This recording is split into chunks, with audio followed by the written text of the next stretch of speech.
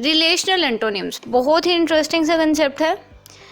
मतलब आप ये समझ लें, display the symmetry in their meanings, यानी कि हम कह सकते हैं कि रिलेशनल एंटोनिम जो है ना, somehow are the pair words. Pair words क्या होते हैं कि एक दूसरे का पेयर बना हो, लाइक हस्बैंड वाइफ का पेयर है, उसके बाद डॉक्टर पेशेंट का पेयर है। इस तरह के पेयर वर्ड्स आपको रिलेशनल एंटोनिम में नज़र आएंगे और ये एक दूसरे के साथ रिवर्स कर रहे होते हैं। लाइक आप ये नहीं कह सकते कि एक टीचर का ओपोजिट, लेक्सिकल ओपोजिट जो है वो प्यूपल है, बल्कि ये कह सकते हैं कि इनके ना कॉन्टेक्स्ट के लिहाज से इनका जो रिलेशनशिप है उसमें ओपोजिटनेस आपको नज़र आएगी, और यही चीज़ जो है ये इन्हें रिलेशनल एंटोनिम्स बना देती है।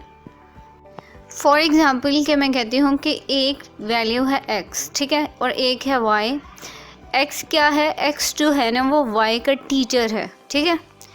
तो इस हिसाब से हमें क्या समझ आई है कि अगर x y का टीचर है तो ऑब्वियसली y जो है वो x का प्यूपल है। ये चीज़ जो है ना ये मुझे भी बड़ा कंफ्यूज कर रही थी कि क्या है यार, क्या x y। तो इट्स मीन इजी सी बात बताती हूँ, आप समझें कि x जो है वो एक प्यूपल है और सॉरी x जो है वो एक टीचर है और y जो है वो प्यूपल है। और अगर हम जो मर्ज़ी बात कर लें कि मतलब हम ये कह लें कि यार कि मतलब ना इजी सी कंसेप्ट हम लेते हैं। लेट्स सपोज के दो सिबलिंग्स खड़े हैं, एक कह रहा है कि यार मैं तुम्हारा भाई हूँ, ठीक है। बहन कहती है नहीं नहीं मैं तुम्हारी बहन हूँ, ठीक है। बात तो एक ही हुई ना कि वो दोनों आपस में बहन भाई हैं, रिलेशन तो वही है, लेकिन वो लोग रिवर्स कर रहे हैं कि एक दूसरे से इस तरह बात कर रहे हैं।